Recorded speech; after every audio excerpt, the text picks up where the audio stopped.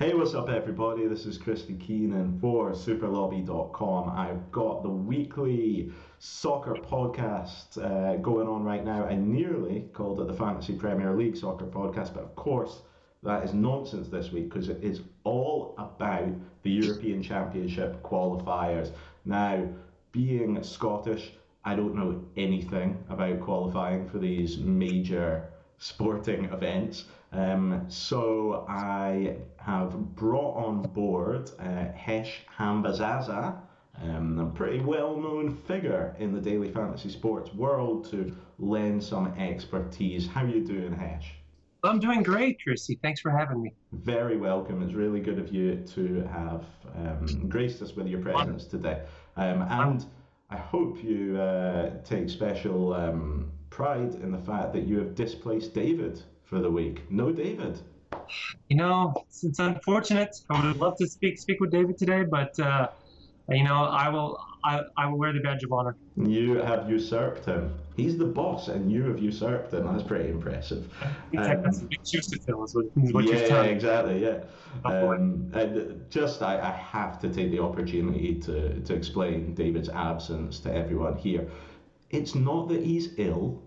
It's not that he's, got other commitments or anything like that. He can't get his laptop to work so sufficiently to the point that he can actually record from home. So he can only record in the office, which is just ridiculous.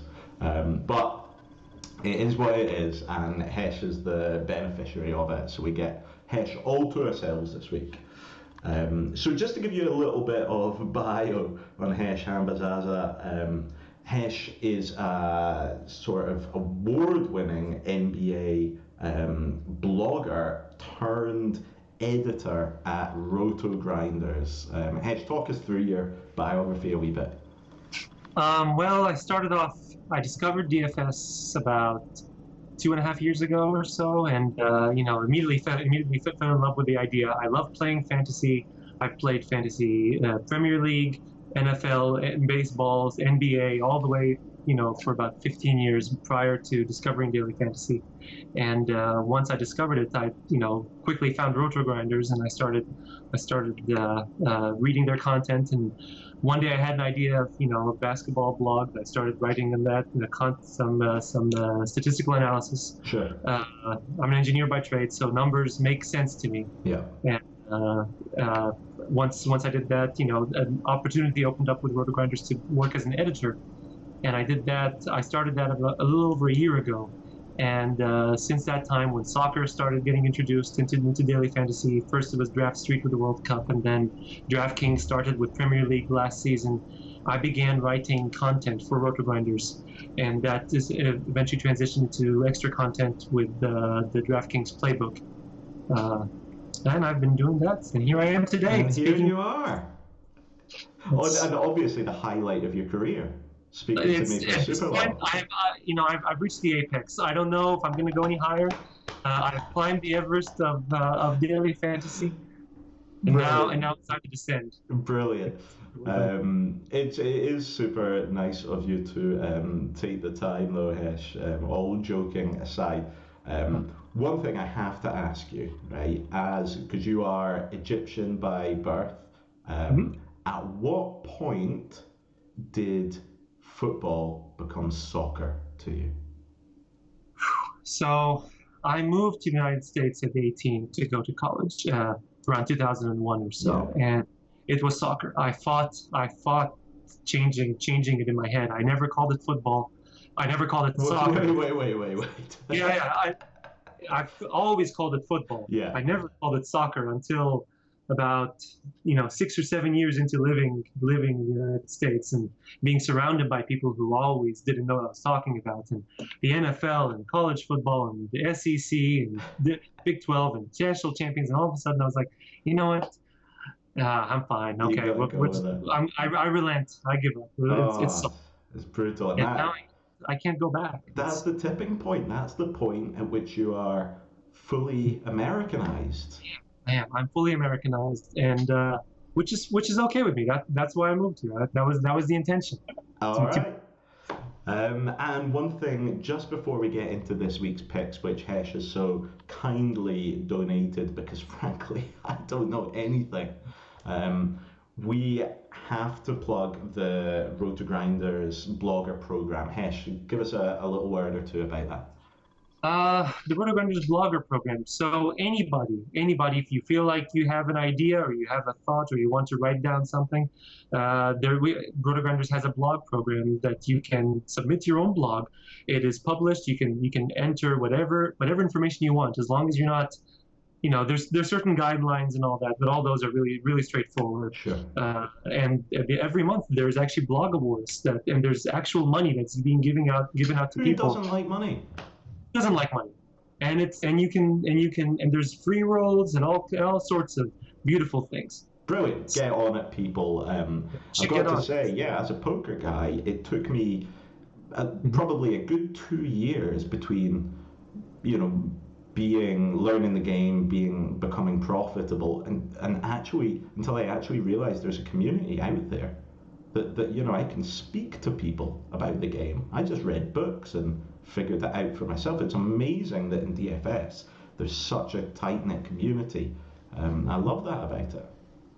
No, honestly, to be honest, with DFS, the greatest thing about it is the opportunity. The people that I've met through DFS, the opportunities that I've had have all started with me just putting myself out there and throwing my ideas out, even if they were wrong, and people calling me out and calling me stupid and nonsensical. It doesn't matter, because I got to learn. I love it. Yeah, and it was a great attitude to take. And I think if you never make mistakes, you don't then learn the good habits. If you don't understand how bad a leak it is to have bad habits, and financially that's going to hurt you. If there are no stakes, it's not. You're not going to go through the process of learning and becoming profitable. Yeah, I agree. Absolutely, 100%. All right, let's make our way on to our European Championship picks. We are playing on Mondogoal this week, and we've got our lineup on screen right now. This is Hesh's team, and Hesh, I really want you to talk me through it. First and foremost, we've got 4 Ukrainians in the side at the moment. What's the thought process behind that? So Ukraine is playing against Belarus.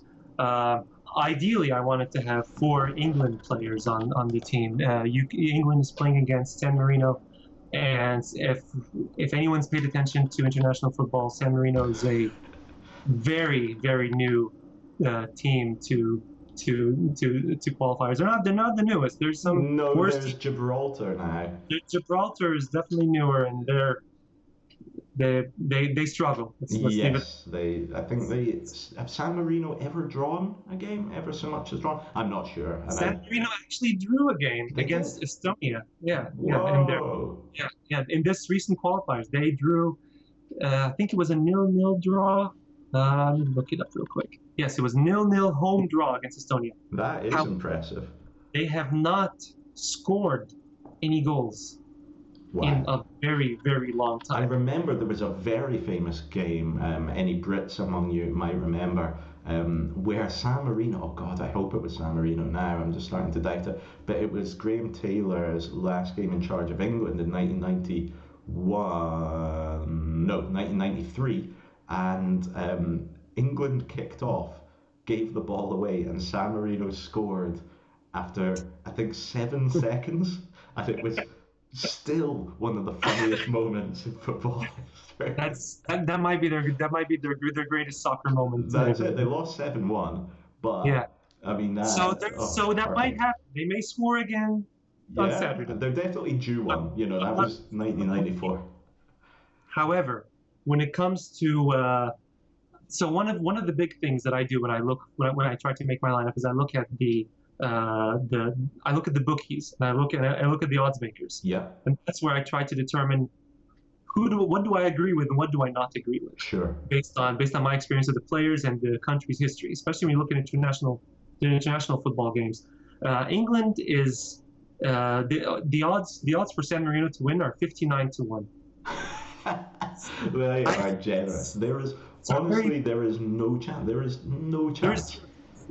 There is a chance that they may score, but they haven't scored in almost 3 years. Yeah. The San Marino the San Marino manager is very upset with Roy Hodgson for the comments he made in practice. He said that he may bring on a couple of cricketers to play this match because there's room on the squad. Oh, that's low from Hodgson. It's a low blow. I don't agree with it.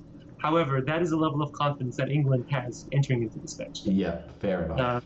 Can we call it arrogance? Just because I'm Scottish, indulge me. Let's call it arrogance. It's a bit of arrogance, but it's deserved arrogance, I guess. I have no dog in this fight. So no, for me, fair enough. Yeah. Egypt, the United States does not play in the Euro 2016 qualifiers. So, yeah, of course. Yeah. I will say though that my number one choice of players to take was England.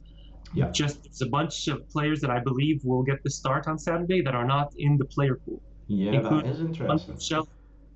John Joe Shelby's not in there, and Oxlade-Chamberlain is not in there. Wow, Oxlade-Chamberlain's surely a lock to start. He's a lock to start, and I believe that Shelby may be a lock to start simply because they have 2 matches coming up, and the second one is Slovenia. Yeah. I believe they're playing Slovenia on Tuesday. Yeah, a much tougher game. So the much tougher game. So they may be saving some of their players. They're more veteran international stars. They're more capped players for the Slovenia match. Sure, I agree with you. I also expect some substitutions in the England match. So it makes it difficult to really go full in with England players without knowing who is going to play. And also Harry Kane's missing from the Mondogoal lineups. That's kind of bizarre, isn't it? Yeah, I guess that the lineups were set before the 23-man roster was announced. Yeah. That's my only guess. Strange one, but you did fit in 3. You've got Nathaniel Clyne, Theo Walcott, and Raheem Sterling, all of whom seem to be very sensible picks. Talk us through your thought process with these guys. So before anything, I believe that Harry Kane will probably score in this matchup, and I believe that Raheem Sterling has the best chance to assist or even get a goal or 2. Yeah, absolutely. I think that Theo Walcott, if he doesn't start, he's probably going to come off the bench, and I know that several players have already said that they believe Walcott is. Several Arsenal players, have said that they believe Walcott is a great forward who can score goals for them, and he may want to be out there to prove his teammates right, including Alex Oxlade-Chamberlain, who we can't pick, but he may want to supply his teammates. And of course, Walcott is a forward who's designated as a midfielder here, exactly. which is very beneficial. 4 forwards in my team. Yeah, love it. Which is not an easy feat when that's not one of the options. So that gives me a higher shot at goal scoring opportunities. Yeah, and a fit Walcott. I'm imagining this, but I think a fit Walcott always starts for England. I might be wrong, but his appearance record is fantastic for England. I believe you're right. I think, you know what? Let me look at the recent. It will be slightly misleading because, of course, he had that horrible leg break that kept him out. Yeah, he did. But last March he started for England against Lithuania, and he had 4 shots and scored a goal with 19 Mondogoal points. And prior to that. And tell me, Hesh, what resource are you using to check that out? I was just looking on the Mondogoal player page. Fantastic. So or another option to go is to whoscored.com. That's one of the resources I use for. WhoScored is good, yeah. WhoScored is excellent because if you want to know players in almost every league in the world has a player page. Every player has a player page.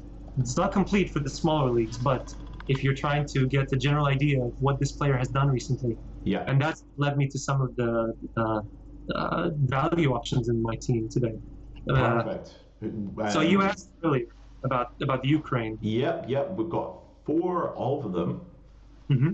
Ukraine is playing against Belarus. Yeah, Ukraine are really struggling in this in a very not winnable group, but in a very qualifiable group.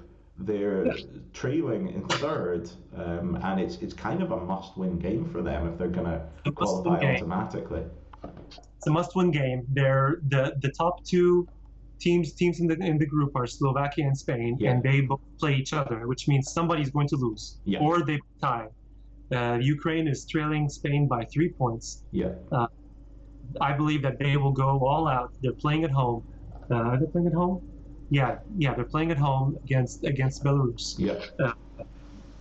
And they have a strong squad, even if they haven't shown it yet. I don't think Belarus has the quality to really threaten Ukraine too much. Now they're neighbors, so and where the match is being played is only about 200 kilometers away from the border of Belarus. So it's probably there might be some Belarus fan attendance, so that may sway things, may ignite the players from Belarus to play a bit harder. But I think Ukraine wins this match, and the prices of the players was too appealing to ignore. I think. I'm going to butcher this name. Sydorchuk. Sydorchuk at midfield. Expertly pronounced. Hey, it's a skill, I guess. He's not the greatest goal scorer, and he's not. But he will push forward as part of an attack if the team's attacking. If the team has to defend, he's probably one of the midfielders who's going to pull back a little bit. He plays club football for Dynamo Kiev. And which means he's had some champion or European experience playing in some high-profile matches and some important games. So absolutely, so he can step up. I like their forward, the Yarmolenko. Good player. He's a great player. He can score as well. He's very talented. Also plays for Dynamo Kiev. Not a big shock there. Most of the squad does. He's quite a dramatic points accumulator actually. If we look at his graph here, he's definitely got it in him to rack up the points in this one. And obviously, I took Pyatov, a goalkeeper, because he was cheaper than Hart. I liked Hart. I like Pyatov as two equals. Well, Hart a little bit better as a goalkeeper, but he's 9.6 million with Pyatov at 8.6 million, and I needed the savings. Absolutely. The three expensive forwards I took. I mean, Hart's not going to rack you up many points because obviously he'll get his clean sheet, but he's not going to save anything, is he? He'll be hanging out, and he'll be sitting back there having a drink or something, flirting with some girls behind the stands. I don't know what it is he does when he's bored, but he'll have an easy day. Pyotov may have a bit more of a challenge, but I think he's quality enough to overcome whatever challenge he faces. Agreed. And we've got the bold Zlatan up front. Yes. I was not going to pick Zlatan originally. I wanted to put Kane in that spot again, but Kane was not available. And I started looking at the forward options. I started looking at the values I could get in. I thought Zlatan will be so highly owned in this tournament. He will. A tournament with close to 900 or 800 people, I believe. You want to separate yourself a little bit, but if he manages to score a goal at home, are they at home? Yes. They're away. They're in Russia, which is they're in Russia. It's going to be a tough game. But he's skilled enough that he can score away. Oh, no question. Zlatan won't get phased. Yeah. Zlatan is one of my favorite players in Europe, and I'm always sad that he doesn't play for an English club. That way I can roster him in DFS every Saturday. Of course. But Champions League's coming, so you get to pick him there. You get him there. I love it, and we're running out of time, so we should probably wrap it up. But just looking at the other players that you've picked. You've gone with Shatov from Russia, who are playing Sweden. Russia are 4 points behind Sweden. Desperately need this win at home. What's your thinking there? I liked Shatov. I also liked Dzyuba and Cochrane. I like Shatov, Dzyuba, and Cochrane from Russia. I think this is a match that will be closely fought. Probably 3 goals scored, 2-1 on either side. I'm going to call Sweden as the upset, playing away and running and defeating Russia in this match and putting themselves ahead in the race to Europe. Aren't they ahead right now? Sweden are 4 points ahead of Russia, so a Russian win brings them right back into it. Yep. A Swedish win all but guarantees them a top 2 position.